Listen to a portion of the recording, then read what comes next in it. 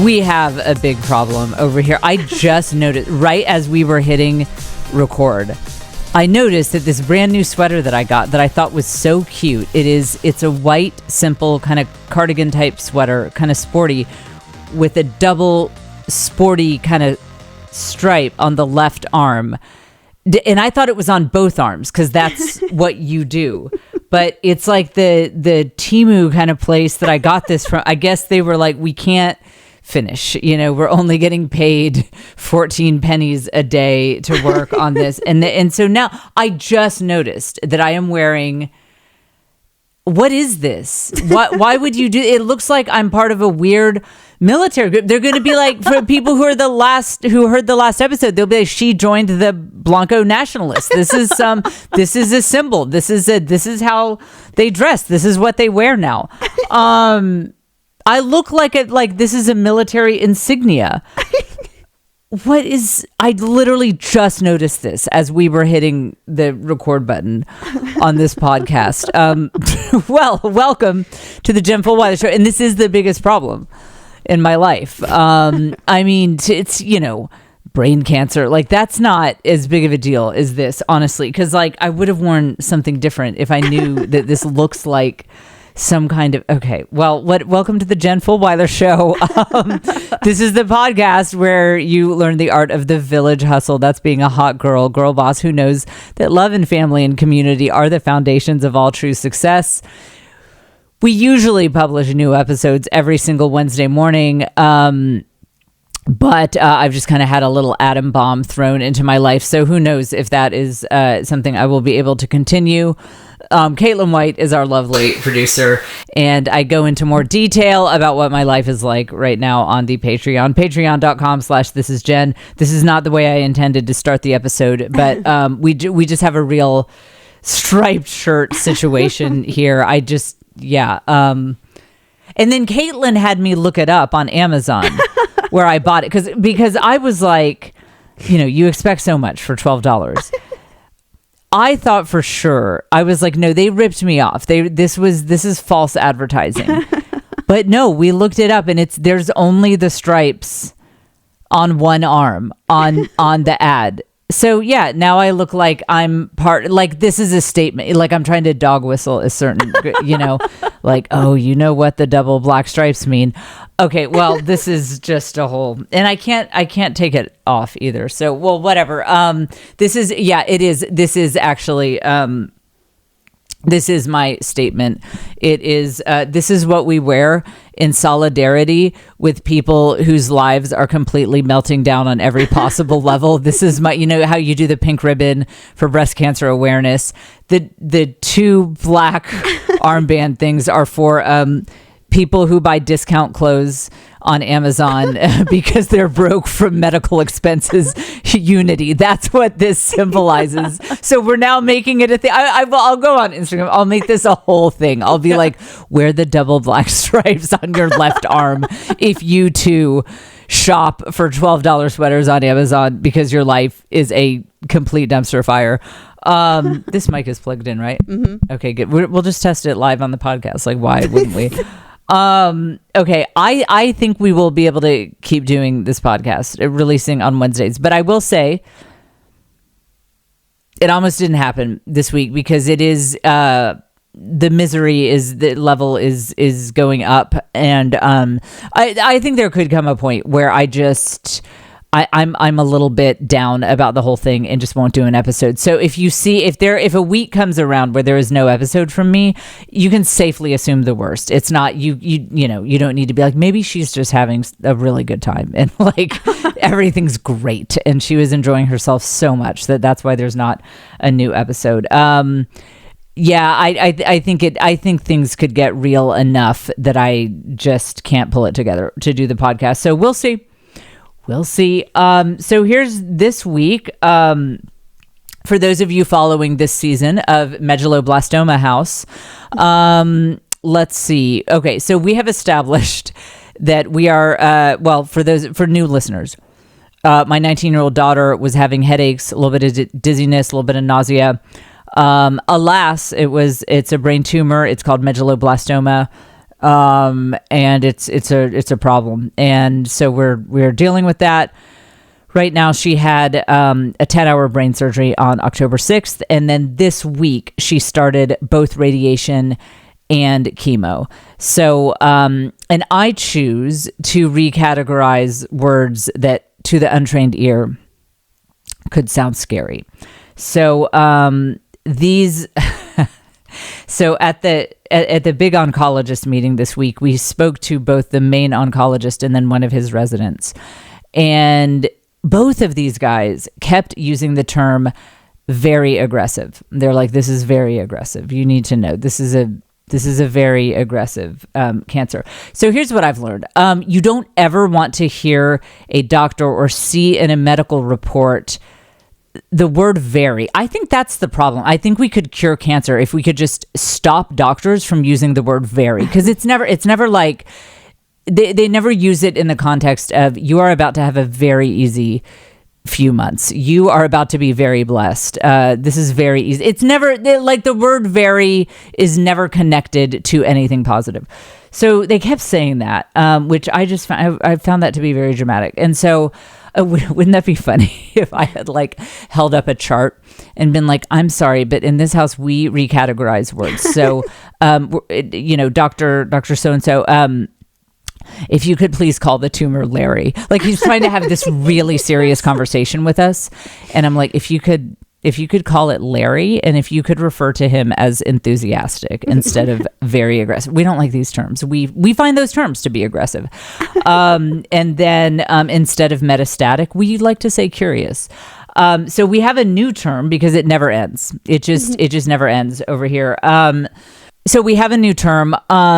These doctors were also saying it is very rare for this particular type of cancer to hit someone my daughter's age. It's that they quote unquote see, it's the word very. That's the problem here. They just have to stop saying the word very and we won't have problems. They said it's very rare for it to occur in someone that age. So again, I could have gone back to them and said, we don't like to use the word very rare when it comes to medical conditions. So we will use the word eccentric. So Larry is he is enthusiastic, he is curious, and he is eccentric.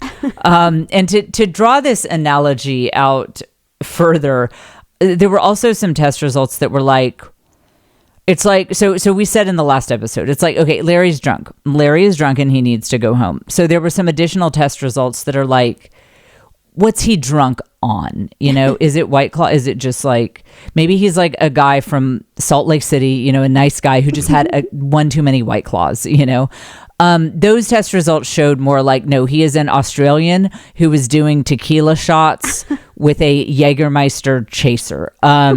So that's, yeah, exactly. Yeah. So that's what, and like, so what you worry about is that you kick him out of your house, you put him in an Uber to go back home, and he comes back with 5 friends, That's the situation. But so it could sound like we have had nothing but bad news.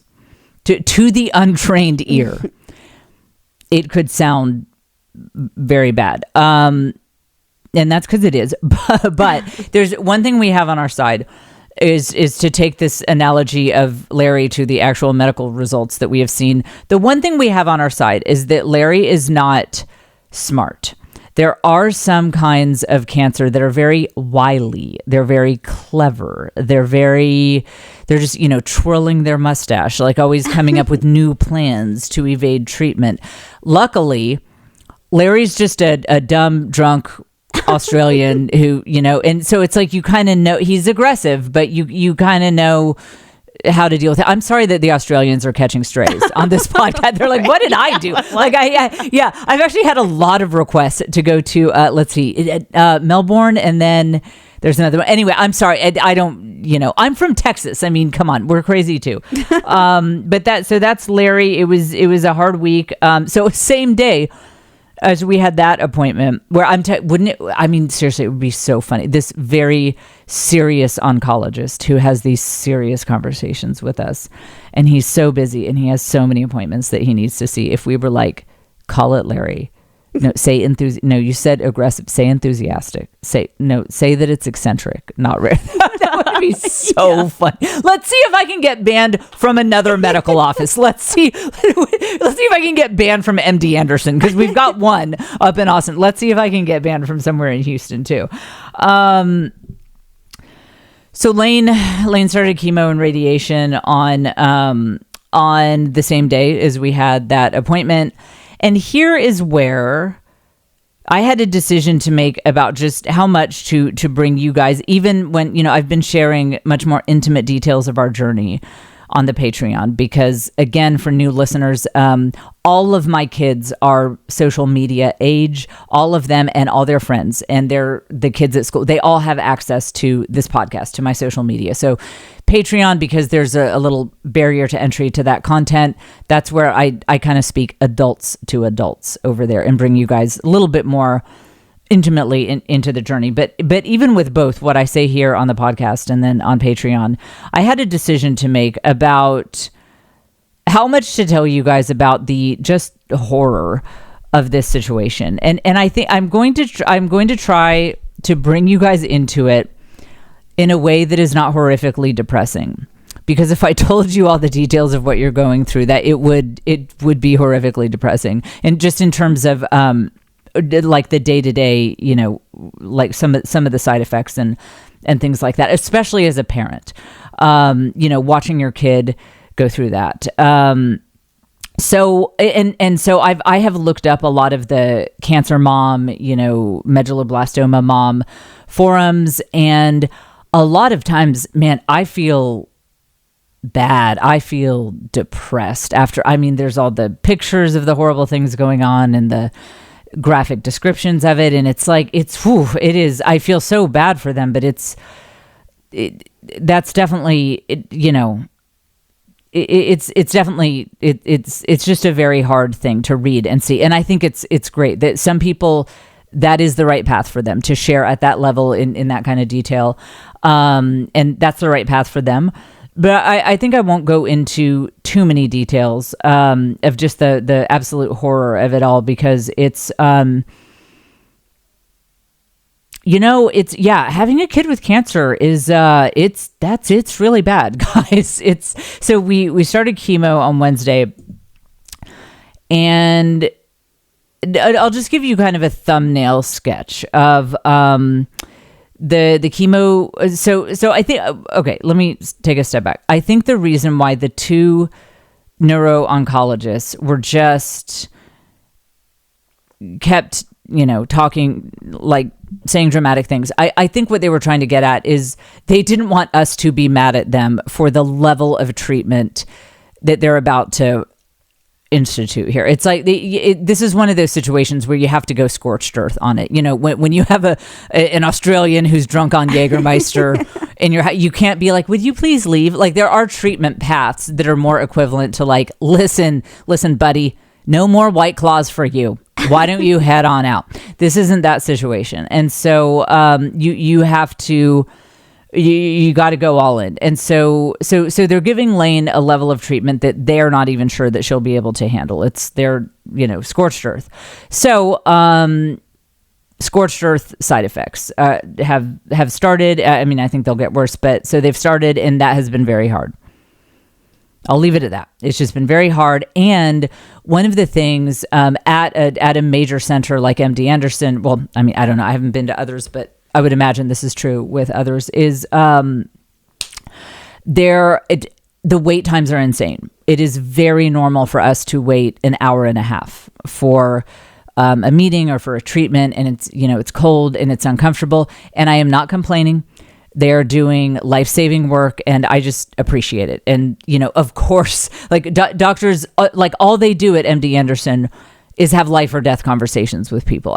There aren't any casual conversations at MD Anderson. So this is the one place where I am forgiving about, like, yeah, I bet that person did want their appointment to run late because they had a few more questions about how to stay alive. I get it. So, but you do end up waiting a very, very, very long time. MD Anderson is like, okay, imagine, I'm full of analogies today. Yeah. Imagine if Walmart put every item in their store 75% off on Black Friday. that's the vibe at MD Anderson. Like, it's good. They are solving cancer here. Like, they are helping people like go on to live really full, awesome lives after very bad diagnoses. So it does have that Walmart 75% off vibe. Like, everyone's trying to get in there. You want to like punch people in the face to get to the front of the line. Like, it's an interesting vibe. But the problem is when you're very, very ill from treatments, it's hard to sit in a cold, uncomfortable waiting room for an hour and a half past the appointment time. Some of these appointments are very long. And so we love MD Anderson and we are grateful for it. And we could not possibly be more grateful to be there.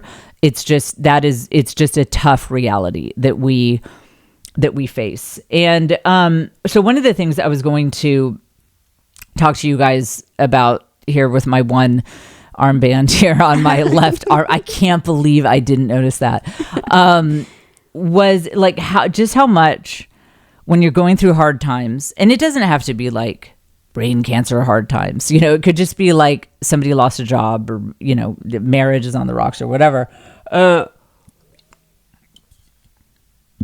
Here's one of my tips from what I'm learning from our situation is you can't wish things were different. Yet you can't think about the way things are supposed to be. And again, this is even true if it's like you're just having a frustrating week at work. This doesn't have to be for a major crisis, although I think it applies to a major crisis. You cannot let your mind go there. You have to check fully into this situation. There's the old saying, play the hand you were dealt like it's the one you wanted. It's an old poker saying, play the hand you're dealt like it's the one you wanted.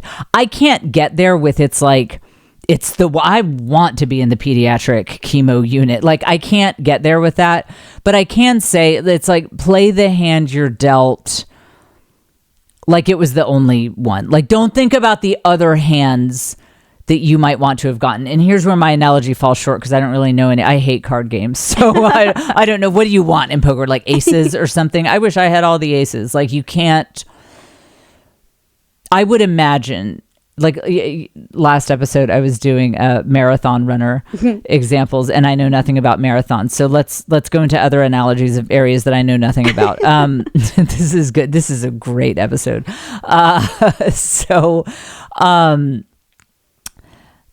I would imagine if you were a star poker player that if you get dealt a hand that is, what do people not want to have? Like some just 5s and 2s or something? I don't know. Yeah. It's been too long. Yeah. This might be an income strategy for us, Caitlin. I mean, let's not take any options off the table. I'm a world poker player. Right. Yeah, exactly. That'll be my new thing. I get like if you have 5s and 2s or whatever people don't want in poker. I mean, I would imagine that that's not a winning strategy to just stare at your hand and be like, your hand of cards, and be like, well, this is all. I bet that guy over there has all the aces and jacks and stuff that we want that are good in poker. Like, I don't know. But like, I can see how that would not be a winning strategy to just imagine that everyone else at the table has these amazing hands of cards and just to bemoan what you have been dealt. You got to play the hand you're dealt. Maybe if you can't get there with it being the one you wanted, just as if there's no other hand. This is my hand of cards. These 5s and 2s and 1s. Wait, did they have 1s in card games? I don't think so. Yeah, okay. Maybe I'm thinking of Uno. I don't think so. Again. Yeah. You know what? I'm trying to use like a really sophisticated card game like poker. I'm more of an Uno woman myself. Like Uno, I can understand. So Skip? Yeah, exactly. Yeah, reverse Uno card. Yeah. Yeah, so if you get 1s in poker and you don't like that, you have to just be like, but this is my hand, and I'm going to make it the right hand for me. So here's I was thinking about you guys, my village people, my podcast people, and I was thinking of this. It's funny. I often think of what I like conversations I want to have with you guys and things I want to share with you guys. So Lane's radiation appointments are usually they're at either 8:30 p.m. or 9 o'clock p.m. and they are very often running late. Again, I am not complaining. The radiation is something you want to get right. Yeah. You don't want to be like, well, we were in a hurry, so we zapped her elbow by accident. Like you got to get it right. So it's fine. It just is what it is. But they do tend to be running, like her last appointment, I think was an hour and a half late, and it was an 8:30 p.m. appointment. And she's very, very, very tired because she's doing chemo and radiation. So, so it's like, it's a very creepy thing to be at a very, very high-tech radiation facility late at night. And this past Friday, it really hit me. So I have some pictures here. Again, in the show notes, if you're listening on audio, you can click through, bring up this exact episode on YouTube. It's totally free. Anyone can watch it. So if you want to see these visuals. Okay, but I'll describe it if you're stuck on audio. Okay, go ahead, Caitlin. So this is the hall of the radiation facility. Isn't that creepy? Yeah, I mean, it's very dystopian. It's like a white hall. Everything's very, antiseptic. It's very creepy and it's very quiet. There aren't a ton of people there. So it has this kind of abandoned feel, but you can kind of hear the hum of machines and stuff. It's really like something out of a sci-fi horror movie. Like when you see horror movies where they're trapped on a spaceship and they're probably aliens, in the air vents or something, and like not nice alien, it's not, they're not like really friendly. It's not that. So yeah, it's very creepy. And again, imagine being there late at night. It's, winter's coming. It's dark outside. Okay. Next picture. This is my mom pushing Lane in the little, it's not, this one is not exactly a wheelchair. It's more like a chair with small wheels. And I thought this picture really kind of captured the mood. It's late at night. We're outside of the radiation facility, and it's the kind of starkness and isolation and aloneness that you feel in this picture is a very accurate vibe of what a lot of this experience is like during the day you're at MD Anderson, which again is like Walmart 75% off Black Friday. It's so crowded and there's so many people but then at night at the radiation center, it's very quiet. It's very empty and it's very creepy. Again, these are not complaints in the slightest. I'm just setting the mood. Okay. Next picture. This is the actual radiation center. I hope I'm not going to get us banned from there.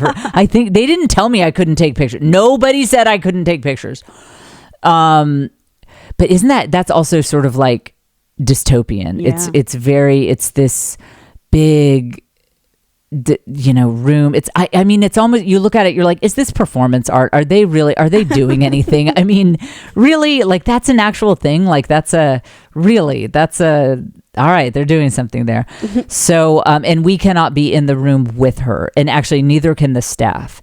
So Lane is under this massive machine. The machine itself is 3 stories tall. And leave this up for a second, Caitlin. So she's under this massive machine. So this we go there every weekday, and this picture was taken on a Friday night. So this is where we get into, you have to build a dam in your mind. You have to build a very thick and sturdy wall. You can't go there of what you think life should be like, because this is my 19-year-old daughter who was a thriving sophomore in college. Everyone's healthy. Kids are healthy. See that I probably put in my gratitude journal somewhere. Like I'm just thankful to have healthy kids. Like, see, that's what, well, now we know they don't know exactly what causes medulloblastoma. I think it was my gratitude journal. So, she's doing great in college, sophomore. And now it's this picture was probably, let's say at like 9:25 p.m. because we didn't get out of there till 10. So maybe even later. And and she is in this dystopian machine heading into 10 p.m. on a Friday night of what was her sophomore year in college. Obviously, she had to withdraw. Let me just tell you, if you let your mind go to what she should be doing right now, like she should be, if it's anything like my college experience, she should be drinking and dressing goth and going to clubs and like getting her nose pierced, like but like she should be doing college things right now. She should be hanging out with people and just having the college experience. And I just, when I saw this picture, I was like, I can't believe we're really doing this. I cannot believe that this is actually happening.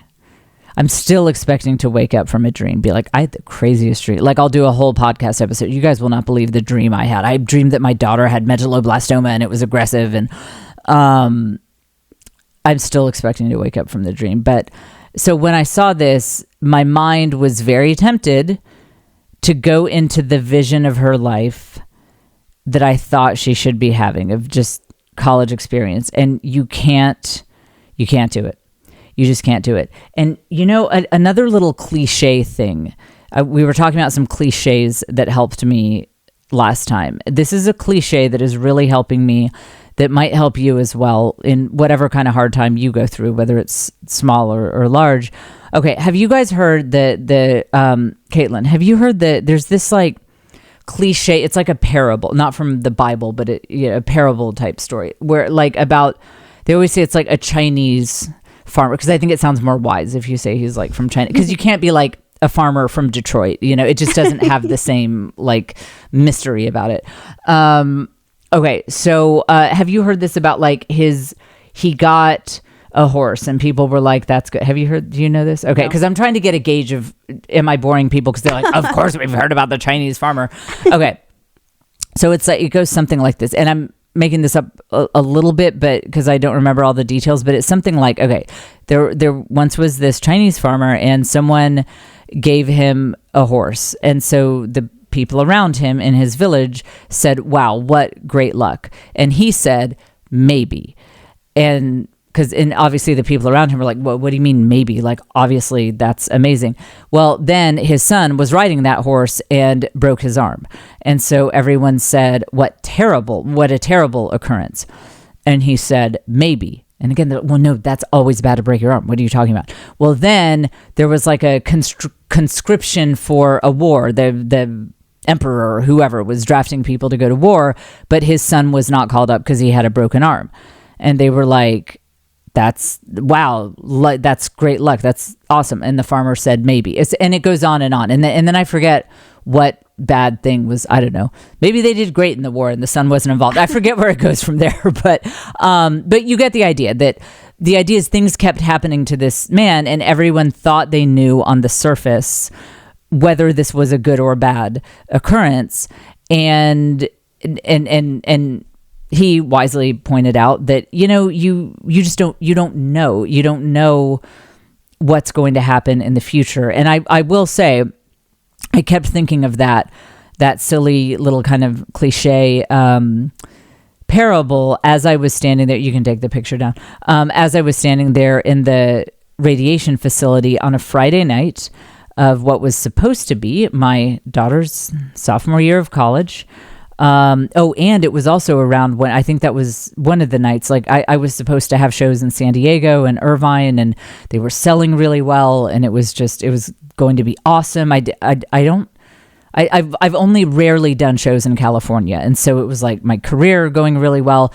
And so it's like that thought crept in that I am supposed to be having these big shows that are really, moving this career that I've worked so hard for forward. And my daughter is supposed to be laughing with friends on a college campus. It was like, beautiful weather, like sitting at a cafe outdoors, laughing with her group of college friends. That's what life was supposed to be, not being in the freaking radiation center at a cancer center. But I really did go back to that parable of, that the farmer that, you just don't know. So let's just say, for example, that this, we kick Larry out once and for all, and we're able to do that.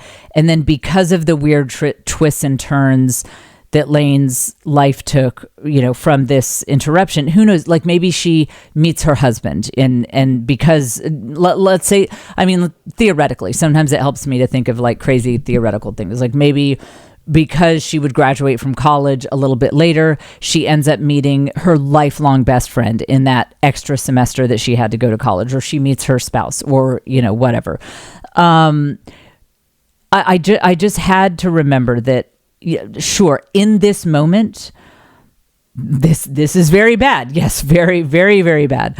But we don't know what positive twists and turns this can lead to in the future. And I think the Christian spin on this is that God brings good out of everything, out of even objectively bad things. I said in a previous episode, God does not will these things. God is not like, haha, cancer, that's my will. Like, I love it for you guys.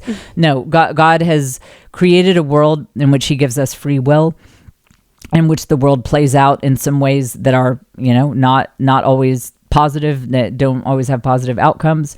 So that doesn't mean that God wanted these bad things to happen, but it does mean that he will bring good out of even bad things. And so that's, I feel like that parable kind of gets at both sides of that sometimes things that look positive on the surface, I really wanted this. I was controlling my mind, like, I wanted this new car, and I controlled, and I got the new car, and then you crash your car and you break your leg. And that part of the lesson is like, you got to let go of control, because a lot of the things that you want in life that seem so perfect can actually not lead to the outcomes that are good for you in the long term. And then the other side of that is that bad stuff is going to happen sometimes. It just is. That's just life in a fallen world. Bad stuff is going to happen. It might be small bad things, or it might be big bad things, but God will bring good out of it. He will, just like GPS rerouting you, he will reroute you onto a way that more love is brought into the world that would otherwise not have been there because of this situation. So I have actually found that silly little parable thing to be helpful, which is funny because I can only remember 3 little verses of it. Because I forget what happens after the, like he couldn't go to war because his arm was broken. Anyway, I wish I could remember which scholarly text I found that in TikTok. But yeah, it's a creepy thing. It's a creepy thing to be at the radiation center very, very late and not a lot of people there. And it's quiet. It's very, very dystopian. It feels very post-apocalyptic. And it is... And it's tough. It's tough, especially that Lane feels awful from the chemo, which is a whole separate thing. It's tough. Oh, by the way, one of the things I do while I'm waiting endlessly for all of these appointments, that's when I've been reading YouTube comments and Patreon comments. So everyone who leaves comments on YouTube, again, sometimes I'm like on the wrong account, so I can't like and respond, but I read them all, and it really warms my heart, and it really makes me feel so good. Like when Lane was at the latest appointment she's had, the one that I was just talking about, when we were there until like almost 10 p.m. on a Friday night, it was so isolating and so lonely. I was just sitting in this waiting room all alone with these white walls and fluorescent lights and no sounds and no people around. And it was a very creepy thing. And I just pulled up your YouTube comments and was reading them. And I was like, oh, I am so grateful for you guys. And I really appreciate it. Okay. So what else? One funny thing is that it's interesting. So speaking of community, like just people coming out of the woodwork to support and to be so kind, my circles are so funny because I have my stand-up comedy friends and they're so kind. I mean, they have stepped up in such a big way. And it's like my texts will be my stand-up comedy friends being, like my non-binary, genderqueer stand-up comedy friend is like, my non-binary partner and I are sending you all the thoughts. And then I've got like the weird Catholics, like the people who are very deep in the Catholic ghetto. They're like, I prayed for you in front of St. Polycarp, and I'm sending you one of St. Maximilian's fingers, and you can pray with that. And like I'm like, one thing that like everyone's different. I mean, everyone I'm friends with they're all different in some way. And I've managed to find all the people who are like kind of extreme and different on like but every side of I've got like the Catholics and the stand-up comics. It's so funny.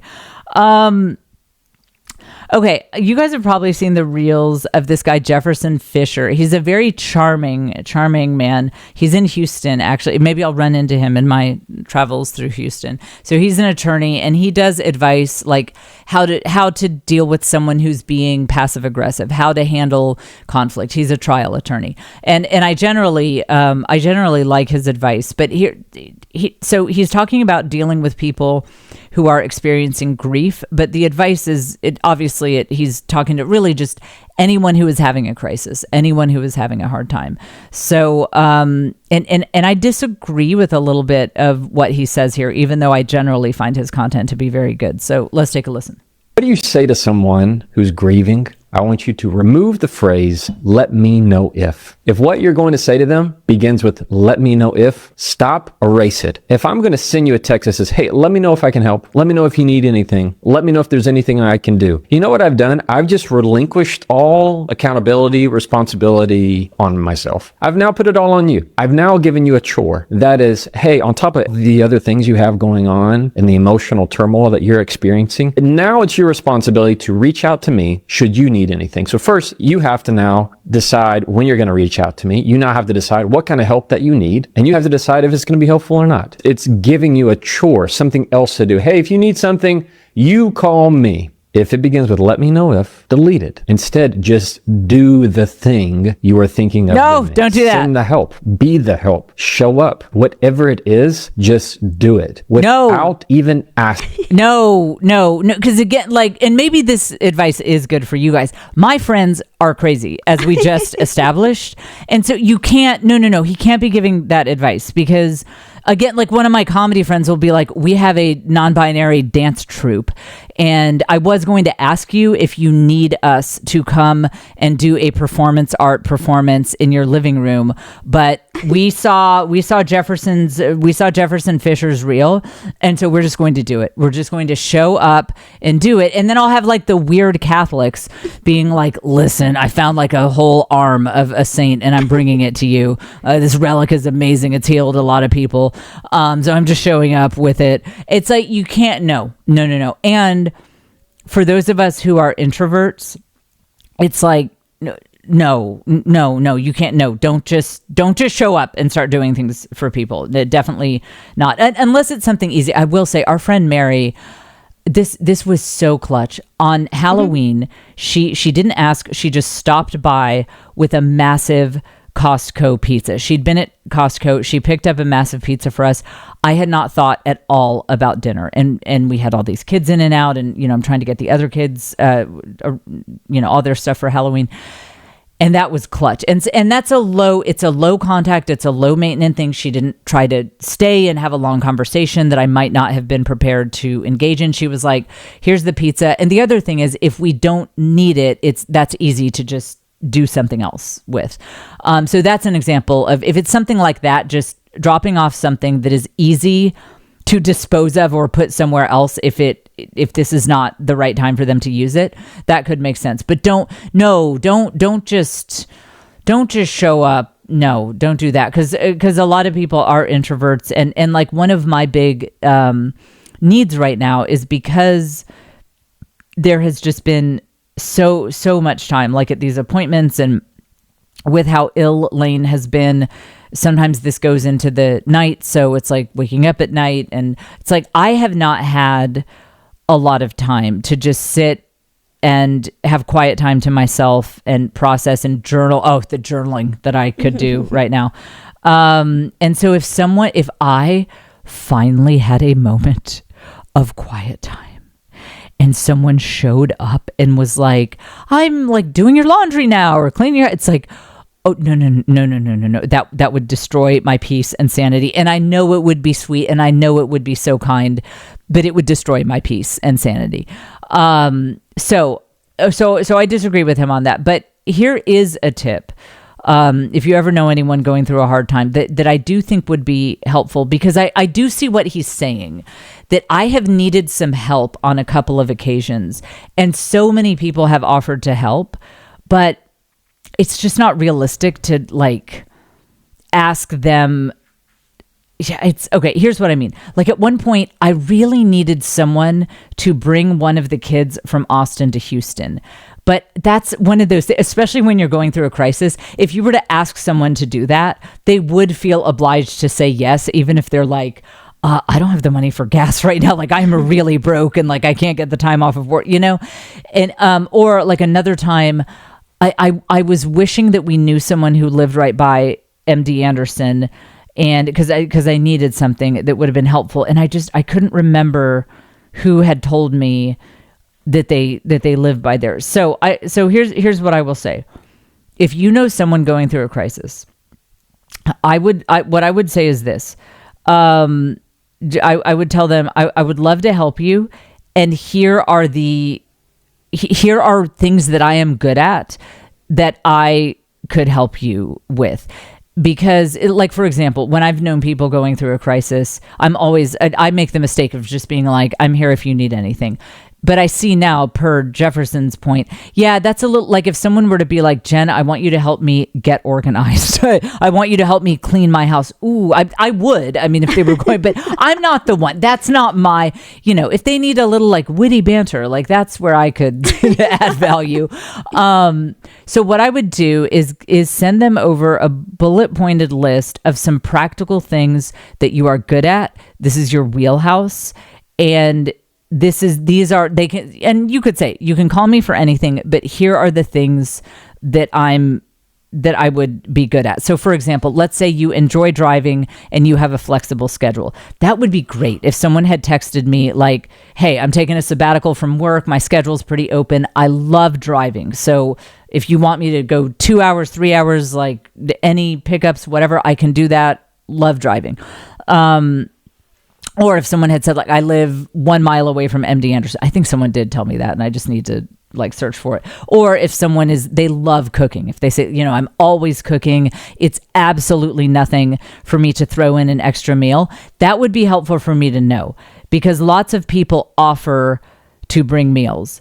But if they are anything like me, that's actually a little bit of an ordeal. Like, I will bring meals to people if they need it, but I'm not much of a chef. And so honestly, that's a little stressful to me. It's not something that I particularly enjoy. Again, I will do it if someone needs that help. But, and so there have been a couple nights where I was like, we could use a meal tonight, but I don't want to ruin anyone's evening over this. Whereas if someone had texted me and said, I love cooking, it's my blue flame, I'm always, experimenting with dishes, always making more food than we can eat here at my house, I would have texted them and be like, hey, you got any leftovers tonight? Because we really need a meal.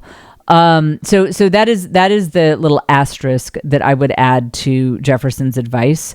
There is, just saying I'll do anything I can to help it's very sweet. It's better than nothing. I mean, so many people have said that, and I so value that, and I really appreciate it. But if you want to take it to that next level, do not just show up at their house like he recommended, but give them a list of things that come naturally to you, that you would genuinely enjoy, that are easy for you. And I think that would be very helpful. Another thing I often tell people is I'm like, I don't sleep. Like, I'm a night owl. So if you are having a meltdown in the middle of the night, I'm the one. Like, you can call me. I will be awake. Like, you text me at 3 a.m. and you will see the 3 dots pop up. Okay. So, here's another. It's like the things that happen in this wild ride that we're on. Okay. So they're doing scorched earth, chemo, and radiation. So right now we're doing both at the same time. again, I'm not going to trauma dump on you guys. So I'll speak about this in a roundabout way, but Lane is receiving chemo in the pediatric ward for this. That's the one area where she's doing pediatric. The rest, she has all adult physicians. But I'm not even kidding when I say I might need therapy from being in the pediatric chemo ward and seeing the other patients. We will leave it at that and we will move on. But that's the kind of stuff we're involved in now. Okay, so we're doing the scorched earth chemo and radiation plan. So we're doing one type of chemo with radiation now. That will last 6 weeks. When that's done, there's more. This is the horn of plenty. This is the horn of plenty of suck. It's like just a grab bag of horrible experiences. So after chemo and radiation is done, there's multiple types of chemo at once after that. So we're in it. I mean, this is no end in sight. We've got many a moon. We will be dealing with this. So some of the expected chemo side effects, such as just the things you associate with chemo. Actually, not hair yet. Hair is still fine, but just some of the nausea and stuff that we're definitely seeing some of that. And so I was looking up, they have little sick bags, which I think, by the way, any parent of young children should have these. I can't believe I did not have this when my kids were little. So pull up the main image. I'm looking on Amazon just to have, you never know, just to have around. So this is the Amazon image of these bags. And it says the different things you can use it for. It's like for kids getting sick. And then one, it says pregnancy. There's a pregnant woman. And it says, what's the one with the kid on the bottom? What does it say? Car sickness. Yeah, car sickness.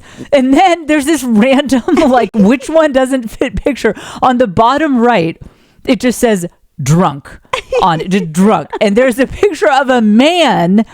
Here's it. Now zoom in. Yeah, do the zoomed in. It's a picture of a man. You guys can pull this up on YouTube and see it. A man face down on a sidewalk. There are plants growing out of the sidewalk behind him. He is face down on a sidewalk, his butt in the air, and he is passed out.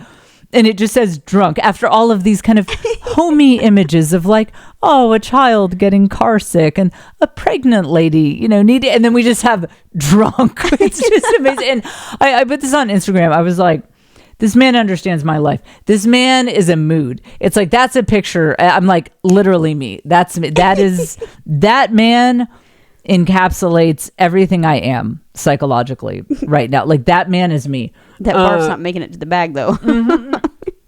That's a good point, because that's an excellent point, Caitlin. It shows that he's passed out. This is Larry. This is like a depiction of Larry. It's like, listen, you're out of control. A sick bag isn't going to help this situation. We're just going to dump you in an Uber and get you out of here. So I just thought that was so funny, because I was actually looking for like sick bags for kids, and then we just have drunk here. It's just incredible. Okay. Let me see. I think I am actually going to, all right, I'm going to end on this. I think I'm going to end a little early, because you will be shocked to hear I don't feel great. It's been a hard week. It's been a very hard week, to the point, if we have any harder weeks, I probably won't be able to update the podcast, because we're kind of hanging on by a thread here. But it's weird how powerfully you see God in situations like this. So I had my own little medical thing that I had been dealing with before all this happened. It's not a big deal. It's, it can be annoying and it's a distraction, but it's not a big deal. But it is something that I just can't completely ignore. And so one of my big stressors was that, since I'm living part-time in Houston now, I have to figure out care in Houston. And so I really prayed. I said, God, listen, you've got I can't have my little minor medical thing causing distractions here. This is also something that I have visited multiple doctors in Austin for, and no one has really been able to help. Plenty of people have tried, but it's just, I just can't seem to get resolution. So it has just generally been an experience of people just telling me the same things that the last person told me. None of them work, and it's whatever. So I told God, I was like, I need some help. Like, can you please send me a good person who can help me and who I can establish care with? So I prayed and I prayed. So I show up at this doctor's office, and the lady who checked me in was wearing a scapular. The Catholic ghetto knows what this is. This is like our Catholic ghetto secret handshake. It's I don't even know how to describe what a scapular is, but it's something very religious people wear. There you go. And it was a Carmelite scapular, which that for those of you, for non-Catholics, it indicates this person is like very deeply Catholic. And normally scapulars, you can't see them, but hers it just so happened to get shifted to a point that I could see it. And I said, "Oh, you're Catholic." And she was telling me about like there's this one great place to go to mass, and this is where she goes to mass, and they've got this really fun young priest and all that. So that already kind of felt like, okay, this feels like God is at work here, because let me tell you, you don't run into a lot of people where you can see that they're wearing a scapular. That's very, very rare. So that was crazy. And keep in mind, Texas it's not a super Catholic. I mean, we have some incredible dioceses, but it's historically, very Protestant part of the country. So it's still a little unusual to have those interactions. So then I see the doctor, and I was talking about my issues, but I mentioned in passing that my daughter was receiving cancer treatments, and that's why I was here. And this doctor, she said, very like casually, but I was amazed that she said it. She said, "Does your daughter have faith in God?" And I said, yeah, she does. And she was like, "Oh, good, because I think that can really help, and that's, that can be really important." And I said, "Well, all right, since that's on the table, I'll tell you that, and this was after going into quite a bit of details about what we had been going through. So she knew what a hard time we were having. And I said, well, I'll just tell you that I had prayed that, that God would send me to the right person. Oh, and by the way, this doctor had given me new info and new things to try for my stupid thing I'm dealing with, that I think I've seen 5 or 6 doctors about this at this point, and this was the first one to tell me something new. And I don't know if it'll work, but it was just such a breath of fresh air to have someone who was really focused on this and thinking outside of the box and asking me questions and saying, "Okay, have you tried this?" And like, she spent so much time with me. I actually told this doctor that I had to go because Lane had an appointment. That is how much focus she was giving this, saying, "Okay, did you try this? Okay, what about this? Okay, and what did this test result show this? Okay, then maybe you should try that." Incredible. So at the end, I said, "Well, all right, since the God thing is on the table, then I think I can tell you, and it won't make it weird, that I had really prayed that God would send me to the right person. And it's very clear to me that he did." And I actually saw her get a little teary-eyed, like just like you could see kind of tears in her eyes. And she said, "I'm so honored that God would use me in that way. I'm so honored that God decided to use me." And then she said, as we were wrapping up, she was like, "If you need to get in for an appointment, we'll remember who you are. Just call us. We'll work you in. We know your schedule's crazy. We'll make it happen." And then she says, "Call the office if you just need prayers." Wow. When have you ever had a doctor's office, just regular, like, it's not like this is the Catholic ghetto quote unquote doctor, they just sprinkle holy water on it. This is a regular doctor's office. I found it on Google Maps. I've no association with it. I just found it because it's 1 mile away from where we're staying while Lane receives treatment. I just chose it based on good reviews and proximity. When have you ever had a doctor's office say, "You can just call if you need prayers. Just call us and we'll pray for you"? So it's weird how when you have hard times, there is that mystery of like, well, if God was answering prayers, could he have answered the no cancer one? How about that? So, and it is a mystery. Like, what, I would take the no cancer over incredible new doctor. But it's like that little supposed Chinese proverb. I'm sure it's not. I'm sure this is just a TikTok thing. Like, come on. But it's like that silly little proverb that I actually find to be pretty helpful. You know, we don't know what the plan is in the grand scheme of things. We don't understand, you know, why would God say yes to the great new doctor thing and no to the no cancer thing? We don't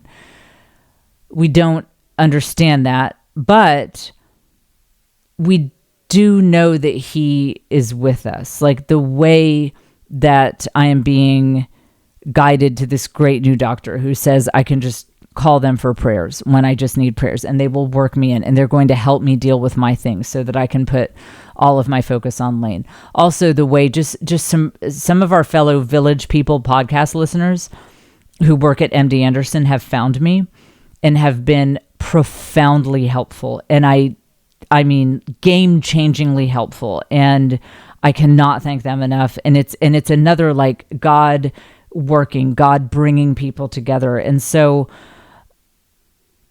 God doesn't stop the mess from happening because he created a world that can play out on its own with free will and with bad things happening. He doesn't stop the mess from happening, but he will show you that he is there in the mess. So we don't need to like live in terror of bad things happening and hard times and things like that, because even when the bad things do play out, if you're willing to look for it, you will see that God is there, and he will let you know beyond the shadow of a doubt that he is there. All right. That is, I honestly, I don't know how much I will be able to keep updating, guys, because it is very hard. It's very emotionally trying. And I don't think anyone needs me to do a whole podcast episode where I'm just crying and trauma dumping the whole time. So we'll see how it goes. Say a prayer for us. I will keep the Patreon updated. I appreciate your support over there. And we will be back with you maybe next week. I don't know. Here on the Jen Fulwiler Show.